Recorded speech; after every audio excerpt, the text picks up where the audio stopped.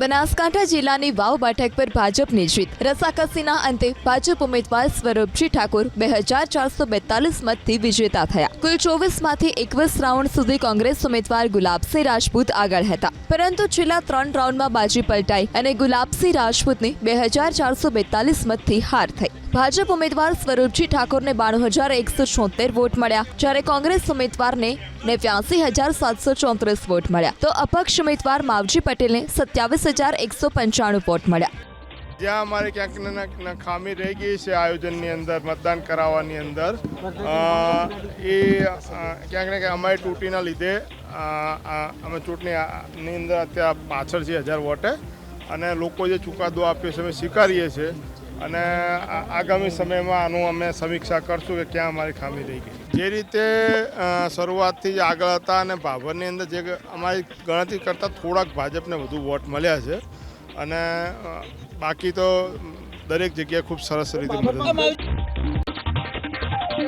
વાવ બેઠકની પેટા ચૂંટણીમાં કોંગ્રેસનું ગુલાબ મુરઝાયું અને કમળ ખીલ્યું, ત્યારે કોંગ્રેસ સાંસદ ગેનીબેન ઠાકોરે હારની જવાબદારી સ્વીકારી અને કહ્યું કે ઠાકોર અને ચૌધરી સમાજના વોટ ધારણા કરતા ભાજપને વધુ મળ્યા। અપક્ષ કેન્ડિડેટ 30,000થી ઉપર મત લઈ જાય એવી અમારી જે ધારણા હતી, એ ક્યાંક ને ક્યાંક છેલ્લે એ જાતિવાદી રાજકારણ, જાતિવાદી સમીકરણના આધારે ઠાકોર, ચૌધરી અને જે મેજર સમાજો છે એ ક્યાંક ને ક્યાંક વધારે અમારી ધારણાથી વધારે મત એ ભારતીય જનતા પાર્ટીમાં ડિવાઈડ થયા, અને અંતે લોકશાહીની અંદર પ્રજા મતદારો સર્વોપરી હોતા હોય છે, એટલે ક્યાંક અમારી ક્યાંક કચાશ રહી ગઈ છે, અમારી ક્યાંક નાના મોટી ક્ષતિ રહી ગઈ છે, તો એને દૂર કરવા માટેના પ્રયત્નો કરીશું। વાવ વિધાનસભા બેઠકની પેટા ચૂંટણીમાં જીત થતા ભાજપમાં જશ્નનો માહોલ। ભાજપ કાર્યકરોએ મીઠાઈ વહેંચી, ફટાકડા ફોડી જીતની ઉજવણી કરી। ભાજપ ઉમેદવાર સ્વરૂપજી ઠાકોર શક્તિ પ્રદર્શન સાથે બનાસકાંઠાના કમલમ કાર્યાલય પહોંચ્યા અને સમર્થકોનો આભાર માન્યો। વાવમાં જીત બાદ રાજ્યમાં ભાજપના ધારાસભ્યોની સંખ્યા 162 પર પહોંચી।